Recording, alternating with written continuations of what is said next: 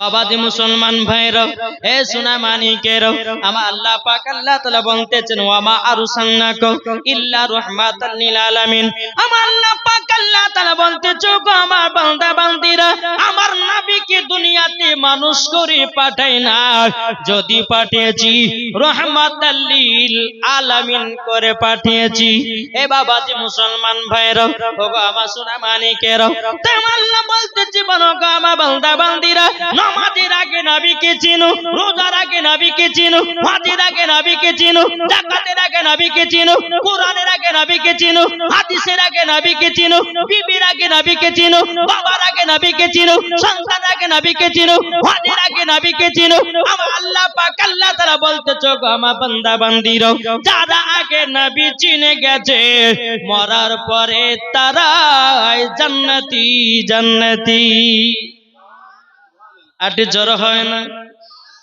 এই সুবহানাল্লাহ বললে কি আপনাদের কষ্ট হচ্ছে? বাবাজি মুসলমান ভাইরাও, হে সোনা মানিকেরাও, তাই আমি মা বোনদেরকে বলতে চাই ও গো মা খালা, তোমরা হলো খাতুনে জান্নাতের মতো নারী। ও মা, তোমরা যদি মেলাতে ঠেলা খাও, ও যুবকেরা তোমরা যদি মেলাতে ঠেলা খাও, তোমরা নবীর আশিক নয় রে ভাই, নবীর আশিক নয়। মরার পরে তোমাকে যেতে হবে জাহান্নামের ঠিকানায়। কি গো, এই জান্নাতি বাগানে বসলে লাভ না লস? একটু হাত তুলে বলেন না, লাভ। আচ্ছা বলুন, আমরা যে নবীর প্রতি দুরূদ পড়ছি, এই যে জালসা করছি, আমার নবী যে হাজির ও নাজির আছে কি নাই? জি। আজ কিছু ওয়াহাবি দেওবন্দি লামাজাবি এরা বলতেছে যে নবীর প্রতি দুরূদ পড়লে নবী নাকি শুনতে পায় না। আরে বোকা, তুই তো নবীকে চিনিস না। আরে নবীকে চিনে সুন্নিরা ধরে বলেন। আল্লাহ পাক আল্লাহ তাআলা বলতেছে যারা নবীকে মহব্বত করেছে মরার পরে তারাই জান্নাতি মুসলমান হয়েছে। জোরে বলেন। আজ আমরা সুন্নিগণ আমরা কখনো নবীকে মহব্বত করা ভুলবো না, আর কিয়ামত পর্যন্ত নবী মুস্তাফাকে ভালোবেসে যাব। এটাই হচ্ছে ফেরেশতাদের আকীদা, এটাই হলো তাবেঈনদের আকীদা, এটাই হলো সাহাবাদের আকীদা, এটা হলো ওলিদের আকীদা, এটাই হলো সুন্নিদের আকীদা। নারায়ে তাকবীর, নারায়ে রিসালাত, মাসলাক আলা হযরত। জিন্দাবাদ। বাবাজি মুসলমান, তাই আমাদের বিশ্বাস আমার নবী মুস্তাফা হাজির ও নাজির আছে। আপনাদের সম্মুখে কবরের বর্ণনার জীবনী করব, শুনতে রাজি আছেন? জি। তবে কবরের জীবনী শোনার আগে বাবা আমাদের ঈমান আকীদা তাজা করতে হবে, ঠিক না? জি। এখন অনেক যুবক বাবাজি ফ্রি ফায়ার পাবজিতে পাগলা হয়ে আছে, ঠিক না? আল্লাহ বলছে কবর আয়, তোদেরকে ফেরেশতা দিয়ে তোদেরকে ফ্রি ফায়ার পাবজি খেলানো হবে নাকি? এখন বাচ্চা বাচ্চা ছেলেরা বাবা যে মোবাইলে নষ্ট হয়েছে, আমি মায়েদেরকে বলো মা তোমাদের নিজের নিজের বাচ্চাদেরকে একটু সাবধানে রাখো, কেননা দুনিয়ার পরিস্থিতি এতটাই খারাপ, যেই বাচ্চারা এখন মোবাইলে গেম খেলতেছে ওই বাচ্চারা বড় হয়ে বাপ মার মুখে লাথি মারবে, ভাত আর পাবেন না, ভাত পাবেন না। বাবাজি মুসলমান, আপনাদের সম্মুখে প্রত্যেকটা দলিল দিয়ে ওয়াজ করব। বাবাজি একটু শোনার পরে আমল করার চেষ্টা করতে হবে, মরার পরে জান্নাতি হবেন। জোরে বলেন, ঠিক না? জি বাবাজি মুসলমান ভাইরাও, তাই বাবা সুন্নিদের আকীদা আমার আল্লাহ পাক আল্লাহ তাআলা বলতেছে গো আমার বান্দা বান্দিরাও, আমার নবীকে দুনিয়াতে হাজির ও নাজির করে পাঠিয়েছি। আল্লাহর পবিত্র কোরআন বলতেছে ইয়া আইয়ুহান নাবিয়্যু ইন্না আরসালনাকা শাহিদাও ওয়া মুবাশশিরাও ওয়া নাযীরা।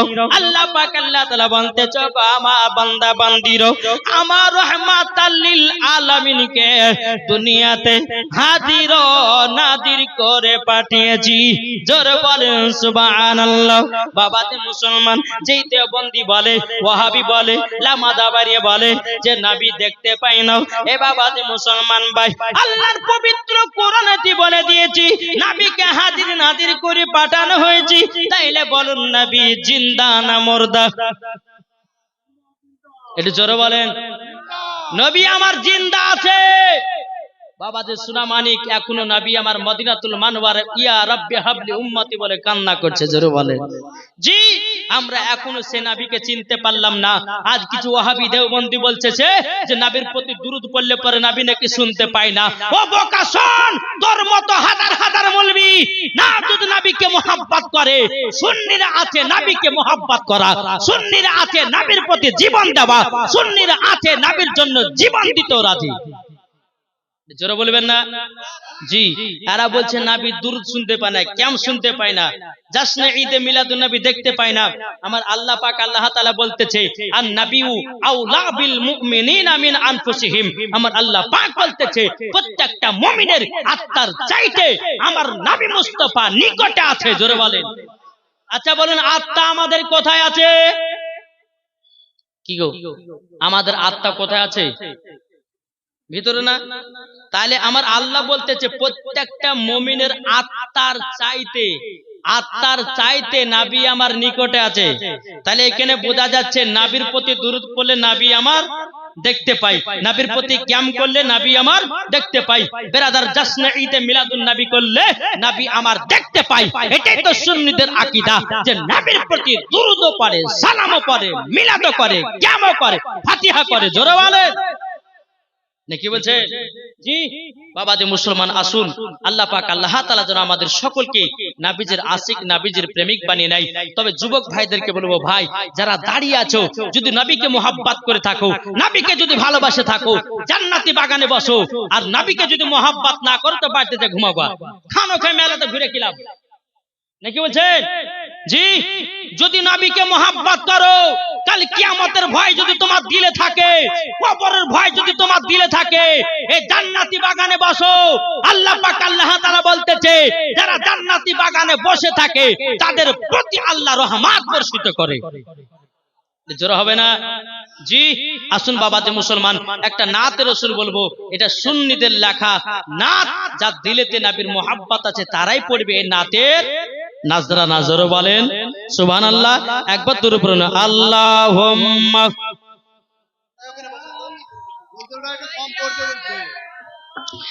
মাওলানা মুহাম্মদ ওয়ালা আলে মাওলানা মুহাম্মদ। বাবাজি মুসলমান ভাইরা, এ সোনা মানিকেরা, এটাই বাবাজি শেষ গজল। অনেকে বলতেছে গজল বলতে মানা করছে, কিন্তু এখানে আমি বলবো যার দিলেতে নবীর মোহাব্বত ভরা তারাই বাবা নাতের পাগলা। জোরে বলেন না? জি। এটাই শেষ না, তারপরে কবরের দিকে যাব। বাবাজি মুসলমান তাই বলতেছে তুমি মানলে মানো। সুন্নিরা বলতেছে এটা বাবা ইমানি নাত। জি। যার ভিতর নবীর মোহাব্বত আছে তারাই তো বাবা এই নাতের দিবানা। জোরে বলেন সুবহানাল্লাহ। তাই বলতেছে তুমি মানলে মানো, না মানলে মন মানো না। তুমি মানলে মানো, না মানলে মন মানো না। আশিকেরি আসল জান্নাত সোনার মদিনায়, আশিকেরি আসল জান্নাত সোনার মদিনায়। তুমি মানলে মানো, না মানলে মন মানো না। আশিকেরি আসল জান্নাত সোনার মদিনায়। আশিক হৃদয়ে যত ইশকেরি জ্বালা দূর করিতে পারে ওই মদিনা ওয়ালা। সুবহানাল্লাহ, সুবহানাল্লাহ। আটে জোরে হবে না? সুবহানাল্লাহ। আশিক হৃদয়ে যত ইশকেরি জ্বালা দূর করিতে পারে ওই মদিনা ওয়ালা। তাই মদিনা মদিনা করে, তাই মদিনা মদিনা করে হয়ে যাও পানা। আশিকেরি আসল জান্নাত সোনার মদিনা, আশিকেরি আসল জান্নাত সোনার মদিনা। জোরে বলেন। তাহলে আশিকের সোনার মদিনায় কোথায়? আশিকের জান্নাত কোথায়? সোনার মদিনা। জি। এটা জোরে বলেন না? সোনার মদিনায়। তাহলে বাবাজি এই নবীকে মোহাব্বত করতে হবে কি হবে না? যার দিলেতে কবরের ভয় থাকবে, যার দিলেতে বাবাজি নবী মুস্তাফার মুহাব্বত থাকবে, জীবনে মরার পরে জাহান্নামে যাবে না, জান্নাতে যাবে। নাকি বলছেন? বাবাজি চলুন, আমি ভাইদেরকে বলতে চাই, ভাই যেহেতু এটা কবরের উপলক্ষে জালসা, ঠিক না, আমাদেরকে সকলকে অন্ধকার কবরে যেতে হবে। প্রত্যেকটা মানুষের নাম হবে একদিন লাশ। কি হবে? আমার নাম মৌলানা ওবায়দুল ইসলাম জামালি। আমি যদি মারা যাই তো আমার লাশটা হবে, আমার নাম হবে কি? লাশ হবে না? লাশ। বাবা যে মুসলমান সোনামানিক, আসুন আপনাদেরকে আমি এটাই বোঝাতে চাই যে এই কবরের কিছু বাবা যে ঘটনা বলবো, যদি মন থেকে শুনতে পারেন তো ঈমান আকীদা তাজা হবে। জি, তবে আমার নবী মুস্তাফা বলেছেন যে তোমরা কবরে যাওয়ার আগে বাপ মাকে আগে ভালোবাসো। কাকে? এটা জোরে বলেন না। বাপ মাকে। যারা বাপ মাকে মোহাব্বত করে অন্ধকার কবরে গেছে তারাই তো জান্নাতি হয়েছে, তারাই তো নবীর দিওয়ানা হয়েছে, তারা তো ওলির ভক্ত হয়েছে, তারাই তো খোদা পেয়ে গেছে। জোরে বলেন। আর যারা খোদা পেয়ে গেছে তাদের জন্য জান্নাত ওয়াজিব হয়ে গেছে, ঠিক না? একদিন আমার নবী মুস্তাফা সাহাবীদেরকে নিয়ে একটা কবর দিয়ে হেঁটে হেঁটে চলে যাচ্ছেন। আমার নবী যে গায়েবের সংবাদদাতা নবী, জি, তো নবী আমার বলতে চায় সাহাবীরা শোনো, এই কবরে আযাব চলতেছে, তো একটু হাত তুলো আল্লাহর কাছে, যেন এই কবরের আযাব আল্লাহ যেন মাফ করে দেয়। জি, আমার নবী যে যখন সাহাবীদেরকে নিয়ে বাবা যখন হাত তুলেছেন, আমার আল্লাহ পাক আল্লাহ তাআলা বলতেছে, বলো গো নবীজি আজকে আপনার হাতের দোয়া কবুল হবে না। আমার নবীজি বলতেছে আল্লাহ গো কেন কবুল হবে না?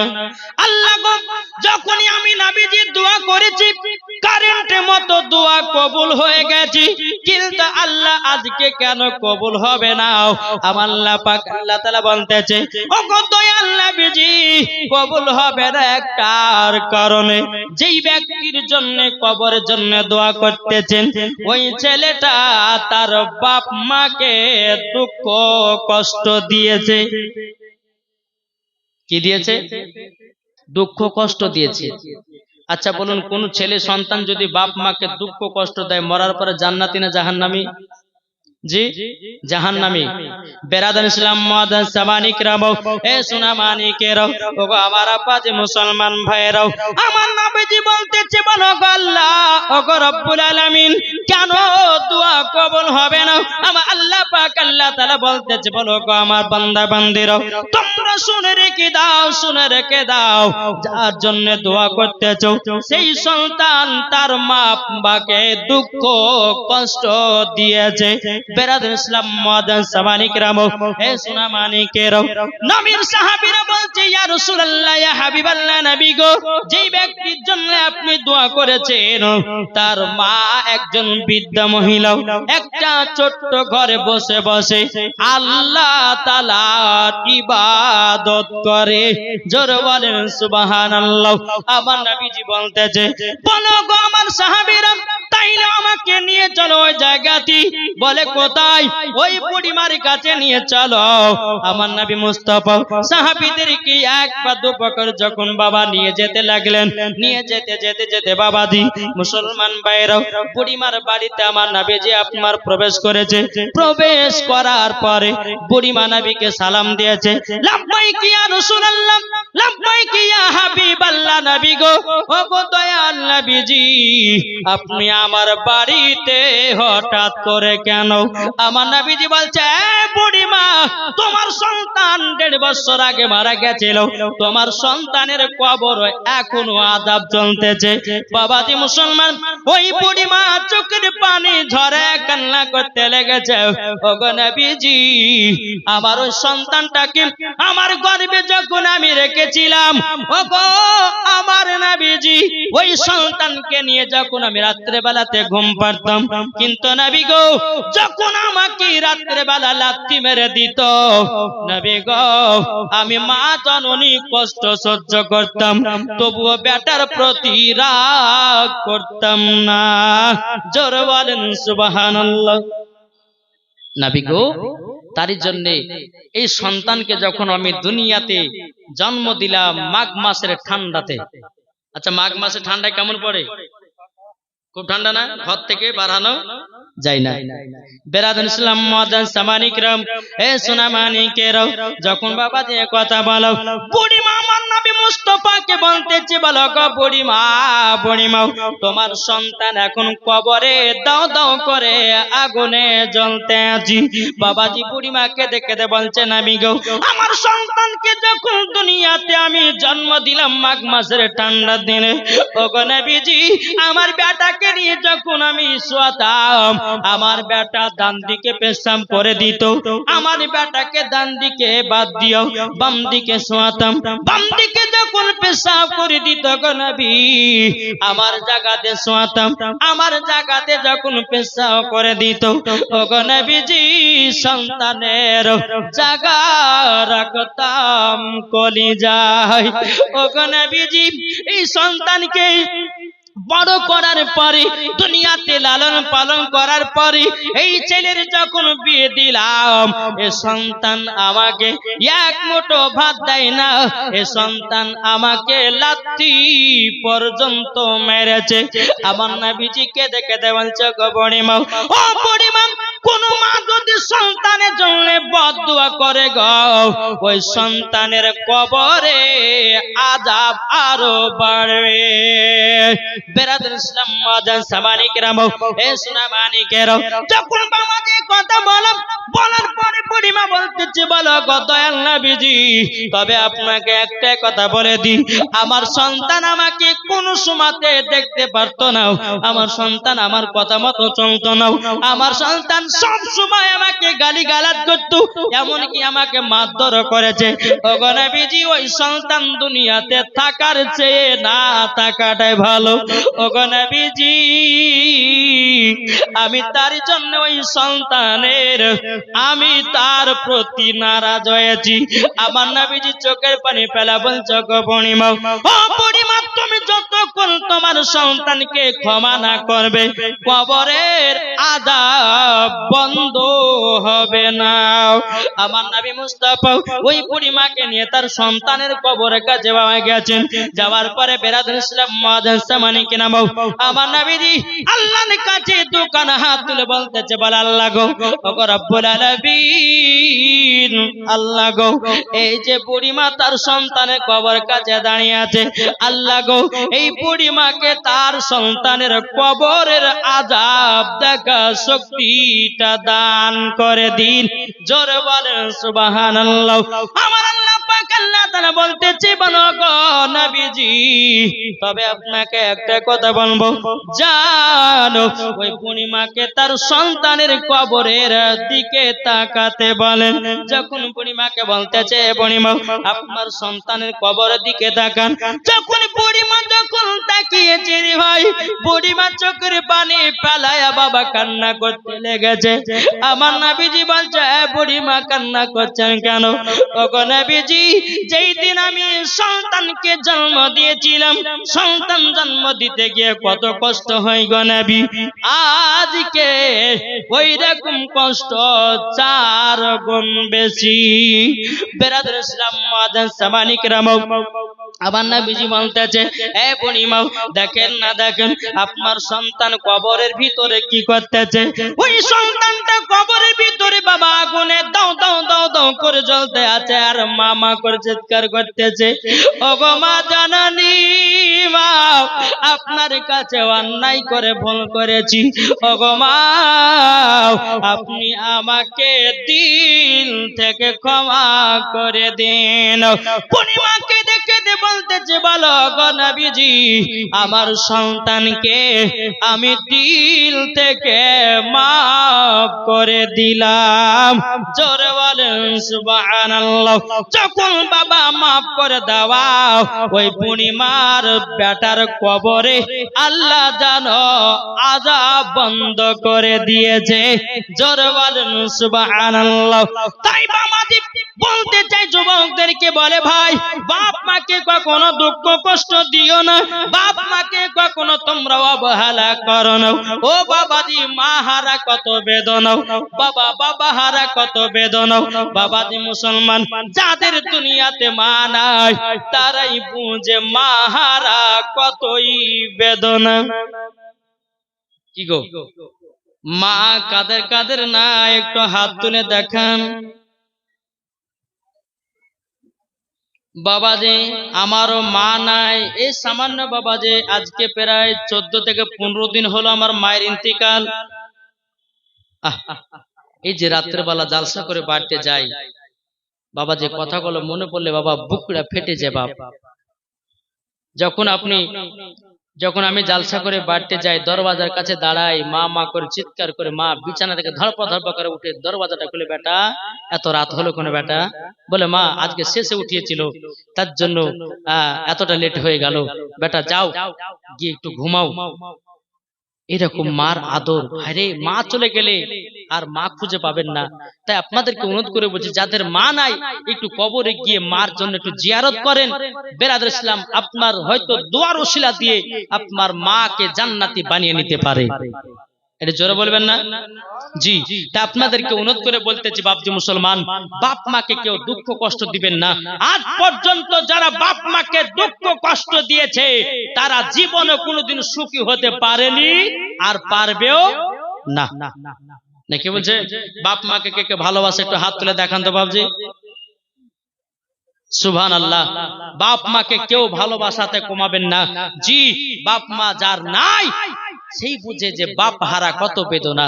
বাবাদের যাই হোক, একবার দূর পড়ুন, আল্লাহুম্মা সাইয়্যিদিনা মাওলানা মুহাম্মদ ওয়ালা আলে সাইয়্যিদিনা মাওলানা